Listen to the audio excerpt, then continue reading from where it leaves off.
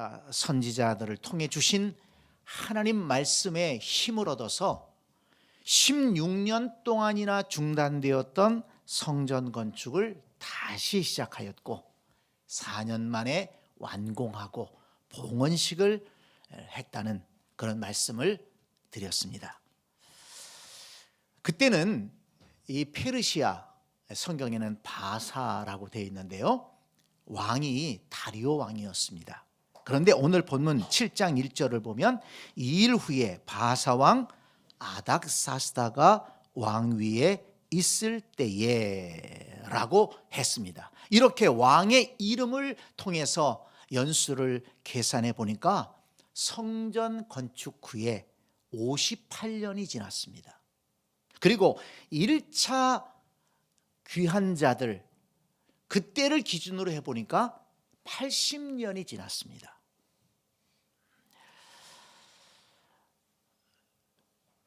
(1차) 귀한 자들이 돌아온 지 80년 후에, 또 그들이 힘써 성전을 건축한 후에 58년이 지난 후에 2차 귀한 자들이 돌아왔는데 그 지도자가 바로 에스라였다는 것입니다.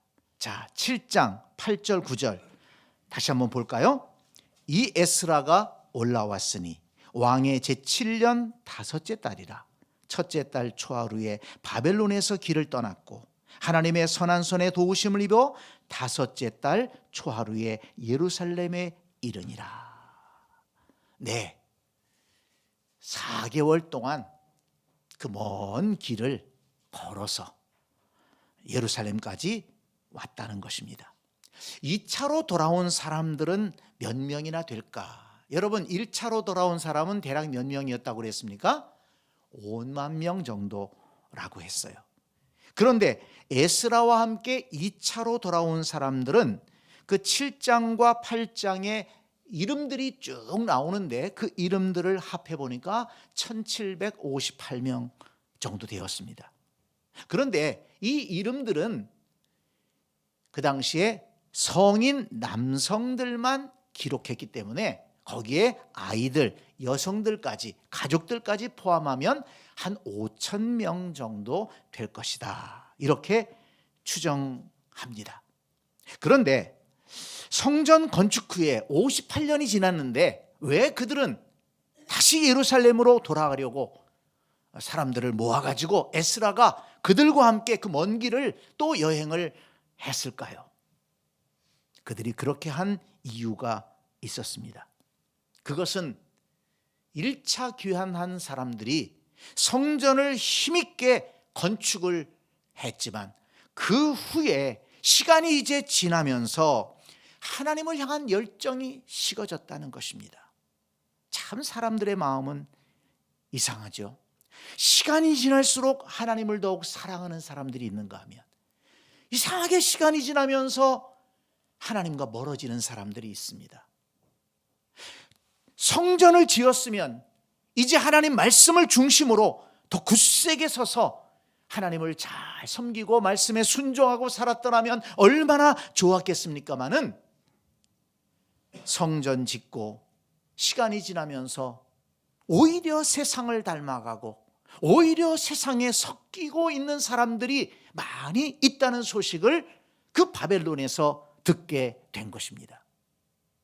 뭐가 필요합니까? 그냥 있으면 안 됩니다. 다시 말씀으로 새롭게 해야 됩니다. 왜 이스라엘이 망했습니까? 하나님 말씀에서 떠났기 때문에, 하나님을 버렸기 때문에 하나님도 그들을 지키지 않으셨어요.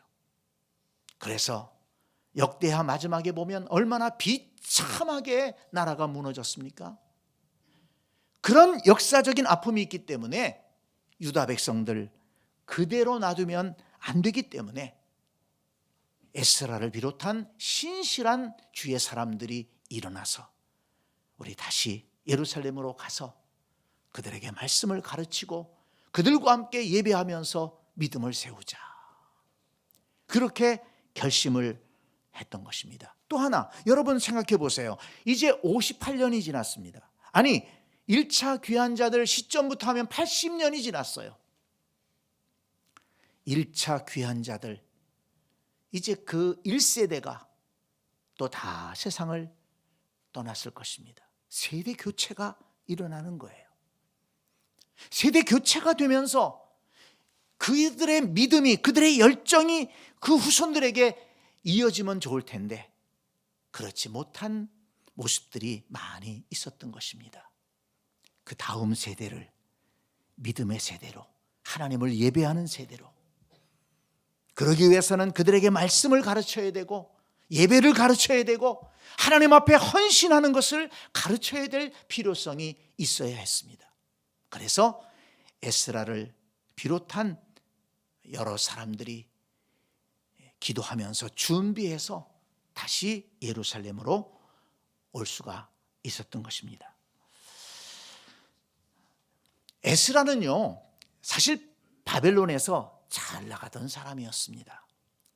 7장 1절 다시 한번 보면, 이일 후에 바사왕 아닥사스다가 왕위에 있을 때 에스라라 하는 자가 있느니라 그랬고요. 5절 마지막 부분 보세요. 대제사장 아론의 16대 손이라. 아론의 16대 손이에요. 아론이 누굽니까? 출애굽의 지도자, 모세의 형 아닙니까? 제사장 가문의 가문 중에서도 명문 가문이죠. 제사장 가문에서 태어나서 제사장의 일을 하고 있었습니다. 그런데 6절 보세요. 이 에스라가 바벨론에서 올라왔으니 그는 이스라엘의 하나님 여호와께서 주신 모세 율법에 익숙한 학자로서, 제사장이면서도 하나님의 율법에 익숙한 학자였다. 하나님의 율법을 연구하고 그 율법을 익히 알고 있는 그런 박사였다는 것입니다. 그런데 그의 하나님 여호와의 도우심을 입음으로 왕에게 구하는 것은 다 받는 자이더니 그랬습니다. 제사장으로서 좋은 가문에 태어났습니다. 그리고 제사장으로서의 그 거룩한 일을 감당하고 있습니다. 뿐만 아니라 그는 율법의 말씀을 잘 아는 사람입니다. 그래서 사람들에게 존경받았습니다. 그런데 또 특이한 것은 뭐냐면 왕에게도 인정을 받아서 이 에스라가 왕 앞에 나아가서 뭔가를 요구하면, 뭔가를 건의하면 그 왕이 다 들어줬다는 것입니다. 왕이 그렇게 신임하고 대우했다면 이 에스라의 신분이 어떠했겠습니까? 오늘날로 말하면 권력이 있는 사람이죠. 그 대제국 페르시아에 영향력 있는 사람이었다는 것입니다. 왕의 조언자 역할, 왕의 책사였다는 것입니다. 근데 여러분, 이 왕 아닥사스다 1세인데요. 이 아닥사스다가 1세가 누구냐면, 여러분 에스더서를 읽어보면 아하수에로 왕의 이름이 나오죠. 아하수에로 왕의 아들입니다. 자, 그러면 어떻게 연결됩니까? 아하수에로 왕이 나중에 누구랑 결혼해요? 누구를 황후로 삼아요? 에스더. 자, 그러면은 에스더와 이 아닥사스다 1세는 어떤 관계입니까? 어머니와 의붓 아들의 관계인 거예요. 그러니까 이 아닥사스다 왕은 미루어 볼 때 그 어머니의, 새 어머니의 영향을 많이 받아서, 또 에스더가 얼마나 신실한 여인이었습니까? 기도하는 사람 아니었습니까? 그러니까 이 새어머니의 영향을 받아서 유대인에 대해서 굉장히 호감을 가지고 있었고, 그리고 이 유대인들의 율법과 하나님을 섬기는 것에 대해서 익히 알고 있었다는 것입니다. 그래서 이 에스라와도 친했고, 이 신실한 에스라를 곁에 두고 조언을 듣고 상담하고 의논하면서 국정을 할 수가 있었던 것이요. 그러니까 이 에스라가 무엇을 구하든지 왕은 기쁨으로 그에게 허락을 했던 것입니다. 자, 그렇다면 여러분, 그가 페르시아에 계속 머물러 있었다면 에스라는 어떤 삶을 살 수 있었을까요? 아주 평안하고 풍족하고 세상적으로 보면 남부럽지 않은 그런 권력자의 삶을 살 수가 있었을 것입니다. 그러나 그는 예루살렘의 소식을 듣고 자기 민족을 살리기로 다짐하고 바벨론의 그 모든 좋은 것을 포기합니다. 그리고 사람들과 함께 뜻있는 사람들을 모아서 예루살렘으로 돌아오게 됩니다. 자, 7장 10절 말씀을 같이 읽겠습니다. 시작. 에스라가 여호와의 율법을 연구하여 준행하며 율례와 규례를 이스라엘에게 가르치기로 결심하였었더라. 이 7장 10절 말씀은 에스라라고 하는 사람이 어떤 사람인가를 잘 보여주는 말씀입니다. 그리고 이 말씀은 우리의 마음속에도 담아두어야 될 말씀입니다.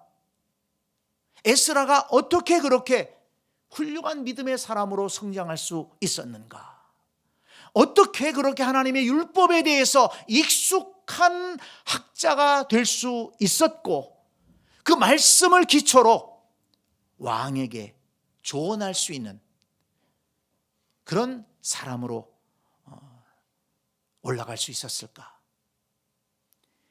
여호와의 율법을 연구하여 그 다음에 준행하며 율례와 규례를 가르치기로 결심했다 그랬습니다. 여러분, 여호와의 율법을 연구하는 사람들은 많았을 것입니다. 아니, 그냥 아는 사람들은 많았을 거예요. 그렇지만 정말 이 말씀이 어떤 말씀인가를 읽고 묵상하면서 연구하는 사람들은 그렇게 많지 않습니다. 여러분, 하나님 말씀을 어떻게 대하고 있습니까? 하나님 말씀을 정말 연구하는 자세로 이 말씀이 어떤 말씀인가? 왜 이 말씀이 생명의 말씀이라고 하는가? 왜 사람들은 이 말씀을 그렇게 좋아하고 말씀을 읽으면서 눈물을 흘리고 말씀을 읽음으로 구원을 받고 말씀을 읽고 새로운 삶을 살아간다고 고백할 수 있을까? 나도 말씀을 연구해 봐야 되겠다. 나도 말씀 좀 잘 알아봐야 되겠다. 여러분, 이런 말씀에 대한 사모함이 있으십니까? 여러분, 교회 올 때 꼭 자기 성경을 가지고 오시기 바랍니다.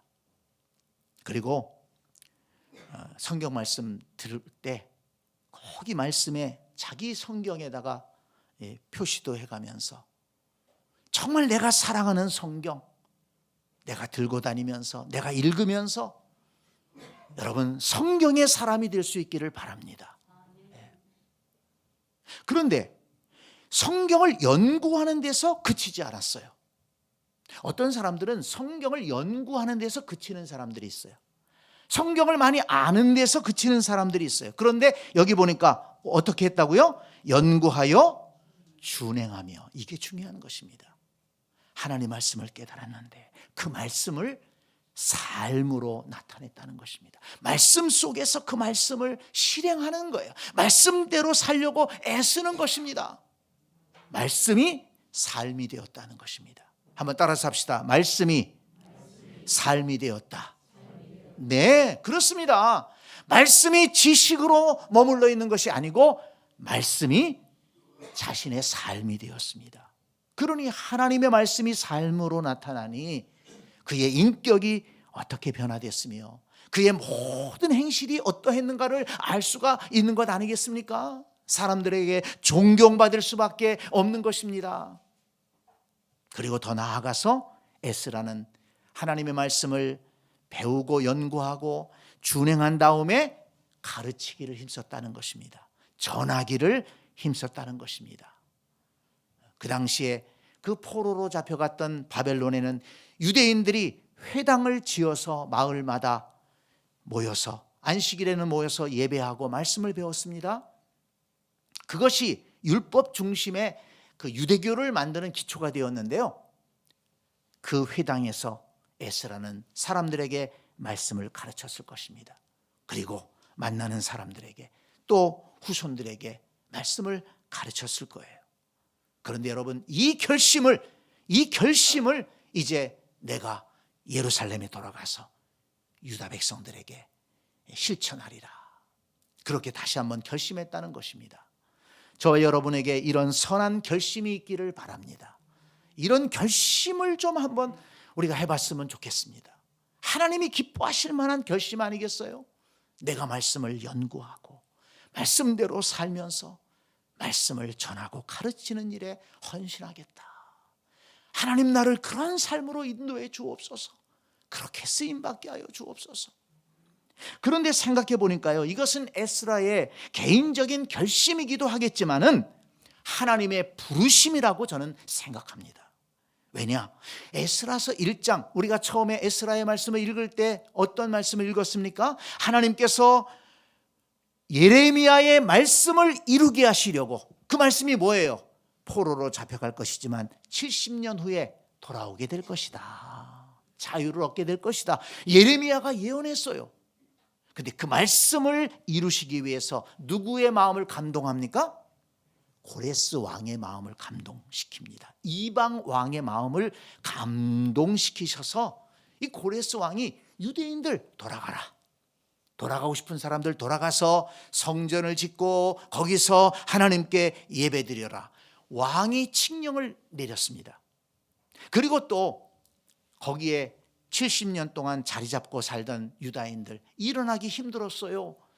삶의 모든 이루어놨던 것들 포기하기 힘들었습니다. 근데 그들 가운데 하나님께서 마음에 감동 주시는 사람들이 있었어요. 그래서 5만여 명의 사람들이 일어나서 그 1600km 되는 먼 광야길을 걸어서 보따리 짐을 지고 아이들 손잡고 얼마나 힘든 길이었겠습니까? 그러나 하나님께서 감동해 주시기 때문에 그들은 그 일을 감당했고 또 돌아와서도 맨 땅에 다시 삶의 터전을 세우고 또 거기에 하나님의 성전을 세우지 않았습니까? 그렇게 1차 귀환자들이 활동을 했습니다. 그런데 이번에 다시 그들의 믿음을 세울 필요가 있을 때 하나님은 에스라를 부르신 것입니다. 에스라의 마음을 감동시켜서 이런 선한 결단을 하게 하시고 예루살렘으로 돌아오게 하신 것입니다. 그리고 또 에스라와 함께 할 사람들, 처음에 에스라가 출발하려고 보니까 혼자 가면 안 되잖아요. 도울 사람들이 필요한데 사람들이 부족한 거예요. 그래서 사람들을 보내서 레위인들, 특별히 레위인들, 또 제사장들 함께 말씀을 배우고 가르치고 또 예배를 인도할 사람들을 모아가지고 출발하는데 거기에도 하나님의 인도하심이 있었던 것입니다. 1차 귀환 때에는 수룹바벨과 예수와 총독 수룹바벨과 대제사장 예수와를 감동시켜서 돌아오게 하셨다면 2차 귀환 때에는 에스라와 그의 사람들을 감동시켜서 이렇게 거룩한 일을 위해서 하나님께서 택하셨다는 것을 알 수가 있습니다. 그런데 하나님은 이 2차 귀환에서 왜 에스라를 쓰셨을까? 에스라를 왜 택하셨을까? 그것을 이 말씀을 읽고 묵상하면서 생각할 수가 있었습니다.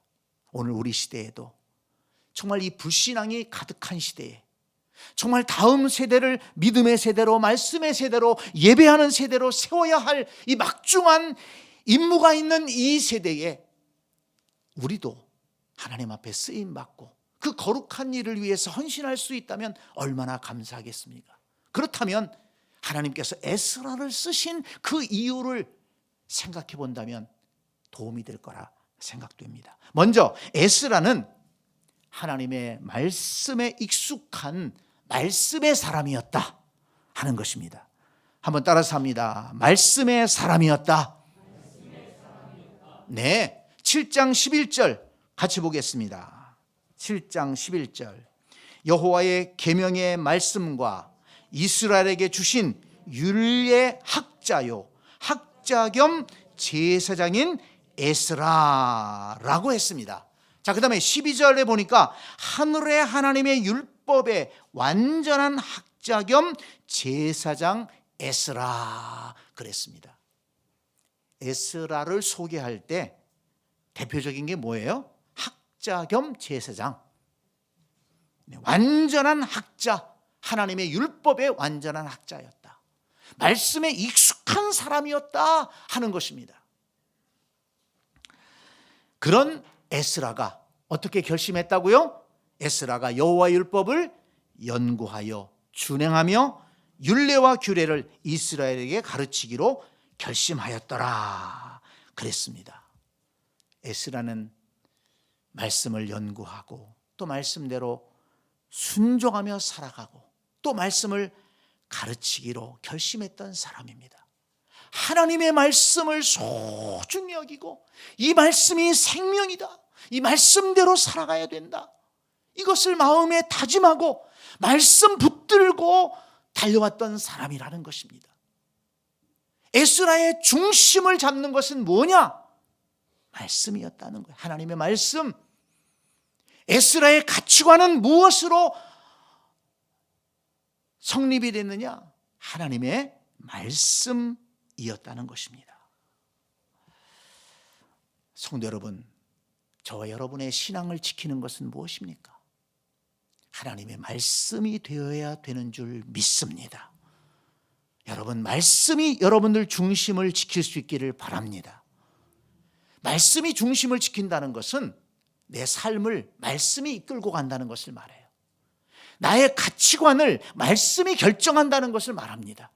내가 어떤 것을 결정할 때 그 결정의 중요한 이유가 하나님의 말씀이어야 한다는 것입니다. 특별히 내 삶에 어려움이 찾아올 때, 또 속상할 때, 그럴 때 다시 일어설 수 있는 힘이 하나님의 말씀에서 와야 된다는 것입니다. 1차 교회하는 분들이 성전 건축을 의욕 가지고 시작했지만 반대자들이 너무 많아가지고 16년 동안이나 중단됐다고 했어요. 그런데 그들을 다시 일으켜 세운 힘이 뭐였다고 그랬습니까? 학개와 스가랴 선지자들을 통해 주신 하나님의 말씀이었습니다. 말씀이 그들을 불러 일으켜 세웠고, 말씀이 용기를 주었고, 말씀이 위로해 주었고, 말씀이 비전을 주었어요. 그래서 그들은 다시 일어나서 건축을 할 수가 있었던 것입니다. 여러분, 우리의 삶을 이끌어가는 것이 뭐가 되어야 된다고요? 하나님의 말씀. 우리가 쓰러져 있을 때 우리를 다시 일으켜 세우는 것이 뭐가 되어야 된다고요? 하나님의 말씀. 여러분, 절대로 기독교는 정성의 종교가 아닙니다. 정성스럽게 신앙생활해야 되지만 정성의 종교가 아니에요. 기독교는 형식 중요하고 예식 중요합니다. 그렇지만 기독교는 예식의 종교가 아니에요. 기독교는 하나님의 말씀의 종교예요. 왜? 말씀이 육신이 되어 우리 가운데 오신 예수 그리스도가 우리의 주님이시기 때문에. 하나님을 사랑한다면, 하나님을 인정한다면 당연하죠. 그분의 말씀, 그분의 행한 일을 우리가 믿고 따라가야 되기 때문입니다. 우리의 신앙은 말씀 중심이 돼야 되고 우리의 인생도 말씀 중심이 되어야 됩니다. 하나님께서 왜 유다인들의 신앙을 새롭게 하기 위해서 에스라를 택했는가? 그는 말씀의 사람이었다는 것입니다. 두 번째로, 에스라는 기도의 사람이었습니다. 에스라는 말씀의 사람일 뿐만 아니라 기도의 사람이었다. 자, 8장 21절을 보겠습니다. 8장 21절.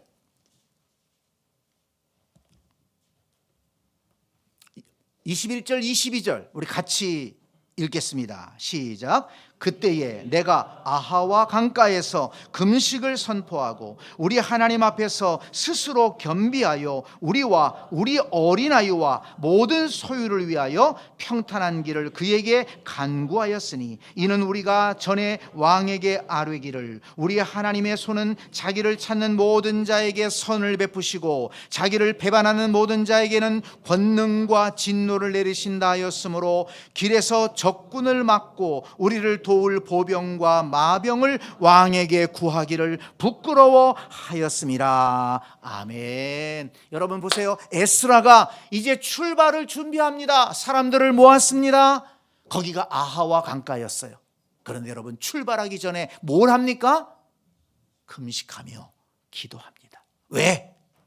아니 지금 출발할 것도 바쁜데, 아니 출발하면 힘도 들 텐데 그 사람들 모아놓고 금식하며 기도했다는 거예요. 왜? 우리 하나님께서 우리와 우리 어린아이와 모든 소유를 위하여 평탄한 길을 간구하였다. 그렇습니다. 그 길이 얼마나 먼 길입니까? 1600km나 되는 길을 여기서 부산까지 가는 거 3배 먼 길이에요. 뭐 길이나 제대로 나 있습니까? 광야길입니다. 그런데 거기에는 도적들이 있어요. 산적들이 있어요. 날씨는 또 뭐 늘 좋겠습니까? 비바람이 칠 수 있고 폭풍이 불 수가 있고 추위가 있지 않겠습니까? 밤에는 또 얼마나 춥습니까? 그런 생활을 하면서 가야 되는데 에스라의 마음속에 걱정이 되는 마음이 있는 거예요. 이 아이들이 잘 견딜 수 있을까? 저 어르신들은 끝까지 잘 갈 수 있을까? 그리고 혹시라도 도적이 온다면 어떻게 할 수 있을까? 그렇지만 에스라의 마음속에는 하나님이 지키시면 된다. 하나님이 도우시면 된다. 그래서 왕이 얘기했던 것 같아요. 야, 에스라, 너희들 가는데 지켜줄 군대 보내줄게. 함께 군대 가면 좋을 거 아니야. 그런데 이 에스라가요, 그걸 거절했다는 거예요. 왜? 우리 하나님의 손은 자기를 경외하는 자들을 지켜주십니다. 하나님께서 지켜주실 것입니다. 그리고 거절했다는 거예요. 근데 거절하고 보니까 또 걱정이 되는 거야. 그래서 사람들을 모아가지고 함께 금식하며 기도한 거예요. 하나님, 사실 그거 거절했는데요, 마음에 좀 걱정이 됩니다. 하나님, 우리 아이와 우리들 하나님 지켜주옵소서. 금식하며 기도했던 것입니다. 여러분, 이 에스라의 기도 제목을 한번 잘 읽어보세요. 우리와 우리 어린아이와 모든 소유를 위하여 평탄한 길을 그에게 간구하였으니. 여러분 한번 읽어볼까요? 시작. 우리와 우리 어린아이와 모든 소유를 위하여 평탄한 길을 그에게 간구하였으니. 여러분 이거 누구 기도 제목입니까? 누구 기도 제목이에요? 우리의 기도 제목이에요. 우리의 기도 제목. 우리와 우리 어린아이, 우리 자녀들과 모든 소유를 위하여 평탄한 길을 간구하였더니. 성도 여러분, 이 말씀이 여러분들의 기도 제목이 되기를 원합니다. 이거 붙들고 기도할 수 있기를 바랍니다. 우리와 우리 자녀들과 모든 소유를 위하여 평탄한 길을 간구하였다. 이 기도 마음에 품고 기도할 수 있는 우리가 될 수 있기를 간절히 축복합니다. 그런데 여러분 그 결과가 어떻게 되었습니까? 자, 23절 같이 읽습니다. 시작. 그러므로 우리가 이를 위하여 금식하며 우리 하나님께 간구하였더니 그의 응낙하심을 입었느니라. 하나님이 응답해 주셨다는 것입니다. 할렐루야.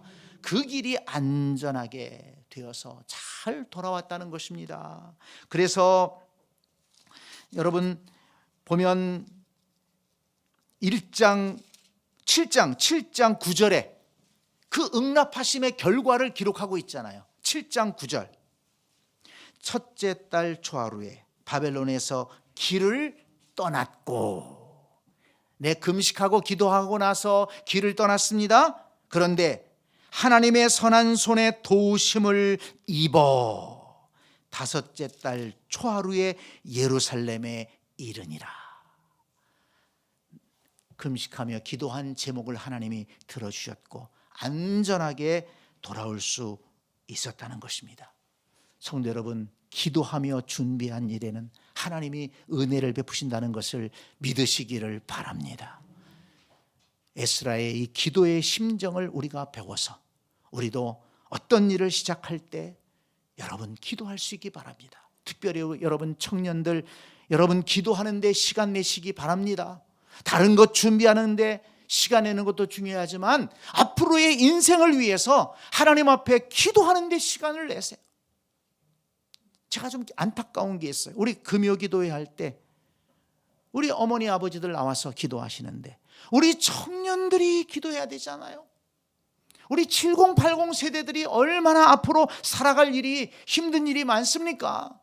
여러분 기도해야 됩니다. 기도해야 될 세대들이 기도하지 않는다면 어떡하겠습니까? 결혼을 준비하시는 분들은 기도로 준비하기 바랍니다. 학교를 준비하는 분들은 기도로 준비하기 바랍니다. 사업을 준비하는 분들은 기도로 준비하기를 바랍니다. 어렵다고 말하면서 기도하지 않는다면 어떡하겠습니까? 어렵습니다. 그 어려움을 기도로 하나님 앞에 아뢰을 수 있기를 바랍니다. 기도하는 사람은 하나님이 붙들어 주시고 응답하시고 반드시 선한 길로 이끌어 주신다는 것을 믿으시기를 바랍니다. 에스라가 그 먼 길을 계획하면서 기도로 준비했다. 우리에게 주시는 메시지가 큰 것입니다. 그리고 또 하나, 여러분, 에스라는 감사하며 찬양하는 사람이었습니다. 자, 7장 27절 말씀 볼까요? 7장 27절 27절 28절 같이 읽겠습니다. 시작. 우리 조상들의 하나님 여호와를 송축할지로다. 그가 왕의 마음에 예루살렘 여호와의 성전을 아름답게 할 뜻을 두시고 또 나로 왕과 그의 보좌관들 앞에 왕의 권세 있는 모든 방백의 앞에서 은혜를 얻게 하셨도다. 내 하나님 여호와의 손이 내 위에 있으므로 내가 힘을 얻어 이스라엘 중에 우두머리들을 모아 나와 함께 올라오게 하였노라. 아멘. 에스라가 하나님 여호와를 송축할지로다 찬양했다는 것입니다. 감사했다는 것입니다. 왜 그렇습니까? 하나님께서 왕의 마음을 주장해 주셔서 예루살렘의 성전을 아름답게 할 마음을 주셨다는 거예요. 그 마음이 하나님께로부터 온 것이라는 것을 에스라는 알았다는 것입니다. 뿐만 아니라 다른 방백들도, 다른 관리들도 잘 협력해 주어서 에스라가 떠날 때 그냥 보내지 않았습니다. 그 성전에 사용할 예물들, 성전에 제사할 때 사용할 예물들, 성전을 가꿀 은과 금들을 많이 모아서 주었습니다. 그게 쉽게 되겠습니까? 하나님께서 그들에게 감동하셨기 때문에 그들이 은혜를 베풀었다는 것입니다. 그리고 자기와 함께 떠날 사람들도 역시 하나님께서 불러주셨기 때문에 함께 떠날 사람들이 있었다는 거예요. 그러니까 이 에스라는 지금 이루어지고 있는 모든 일에 대해서 하나님의 간섭하심이 있었다는 것을 고백하고 인정하고 그 은혜를 느끼는 거예요. 그 일을 추진하면서 하나님이 도우셨구나, 하나님이 불러주셨구나, 하나님이 왕의 마음을 감동하셨네, 하나님이 저 관리의 마음을 감동하셨네, 하나님께서 저 레위인의 마음을 감동하셨네. 그 일을 준비하면서 하나님의 손길을 느끼고 하나님의 인도하심을 느꼈다는 것입니다. 그래서 하나님을 찬양한 것입니다. 자, 여러분 보세요. 이렇게 보니까 이 에스라는 어떤 사람이냐? 말기찬의 사람이었다. 여러분 말기찬 아시죠? 말씀, 기도, 찬양입니다. 그런데 여러분 그 어디서 시작됐어요? 말씀에서 시작됐어요. 말씀을 사모하니까 기도하고 싶어지는 거예요. 또 어려울 때 기도할 마음이 생기는 거예요. 그리고 어려울 때 말씀을 붙들고 기도하니까 하나님이 응답해 주셨고 그 은혜가 감사해서 하나님을 찬양했던 것입니다. 우리에게 뭘 가르쳐 줍니까? 말기찬이 중요하다는 것입니다. 말기찬 성도가 돼야 된다는 것입니다. 그래서 이 말씀을 준비하면서 제가 그런 생각했어요. 2026년 이제 내년 얼마 남지 않았는데 내년은 우리 새샘교회 성도들 모두는 날마다 말기찬, 한번 따라서 합시다. 날마다 말기찬.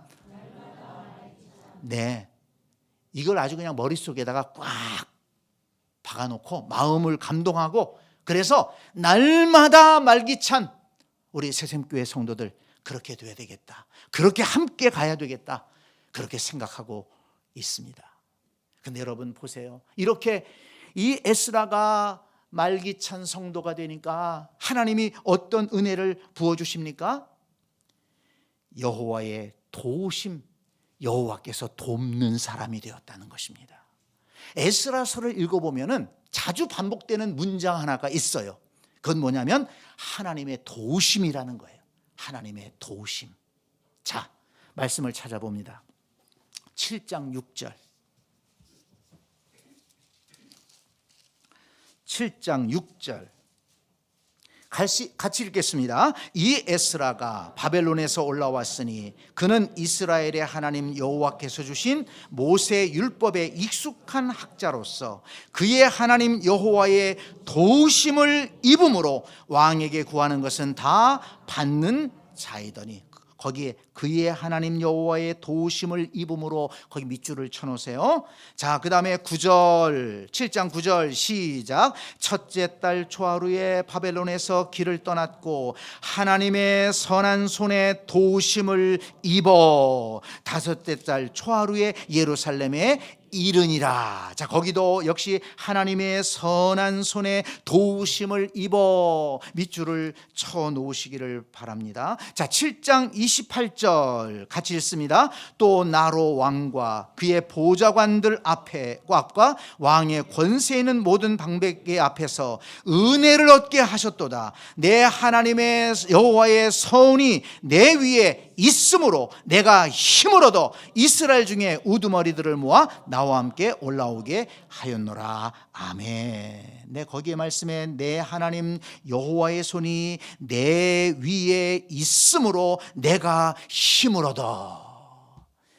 에스라의 간증입니다. 에스라의 간증입니다. 고백입니다. 예루살렘으로 돌아가는 일 너무나도 어렵게 생각했는데 여호와의 손이 내 위에 있으므로 도와주셔서 힘을 얻어 이 일을 감당할 수 있었다는 것입니다. 이 고백, 이 간증이 저와 여러분들의 고백이요 간증이 될 수 있기를 간절히 축복합니다. 8장 18절 시작. 우리 하나님의 선한 손에 도우심을 입고 그들이 이스라엘의 손자 레위의 아들 말리의 자손 중에서 한 명철한 사람을 데려오고 또 세레바야와 그의 아들들과 형제 18명과 일꾼들을 모으는데 거기에 명철한 사람들이 막 오는 거예요. 야, 근데 뭐라고 고백합니까? 하나님의 선한 손에 도우심을 입었다. 하나님이 보내주셨다는 거예요. 자, 8장 31절 시작. 첫째 달 12일에 우리가 아하와 강을 떠나 예루살렘으로 갈새 우리 하나님의 손이 우리를 도우사 대적과 길에 매복한 자의 손에서 건지신지라. 아멘. 거기도 역시 우리 하나님의 손이 우리를 도우사. 여러분, 그 길에 대적이 없었던 것이 아니에요. 매복한 강도들이 없었던 것이 아닙니다. 그런데 하나님의 손이 도우셔서 그 먼 1600km나 되는 길을 안전하게 걸어서 예루살렘에 올 수 있었다고 지금 에스라는 고백하고 간증하고 있는 것입니다. 에스라가 말기찬의 성도로 살아갈 때 하나님은 무엇으로 보답해 주셨습니까? 여호와의 손으로 도와주셨다. 하나님께서 그 에스라를 통해서 유다 백성을 다시 믿음의 세대로 일으키기를 원하셨다는 것입니다. 성도 여러분, 오늘날도 에스라와 같은 사람 필요합니다. 있어야 되겠습니다. 우리 교회에도 에스라와 같은 사람 있어야 되겠습니다. 우리 가정에도 에스라와 같은 사람이 있어야 되겠습니다. 우리 대한민국에도 에스라와 같은 주의 종들이 일어나야 되겠습니다. 그래야 소망이 있지 않겠습니까? 말씀의 사람, 기도의 사람, 찬송의 사람, 그리고 하나님께서 도와주시는 사람, 여호와의 손이 함께하는 사람, 이런 하나님의 사람들이 일어나서 우리 교회를 살리고 가정을 살리고 이 나라와 민족을 살리는 아름다운 역사가 있어야 되겠습니다. 그런데 여러분, 이 역사의 시작점이 뭐예요? 시작점이 뭡니까? 에스라가 여호와의 율법을 어떻게? 연구하여 준행하며 율례와 규례를 이스라엘에게 가르치기로 결심하였더라. 그 시작이 말씀입니다. 말씀에서 시작되어 기도의 삶으로, 그리고 찬양의 삶으로, 그리고 하나님의 선한 손의 도우심을 입는 인생으로 나아갔던 것입니다. 말씀으로부터 시작해서 기도로, 기도에서 찬송으로, 찬양에서 하나님의 도우심을 힘입어 승리의 삶을 살아가는 저와 여러분들일 수 있기를 간절히 축복합니다.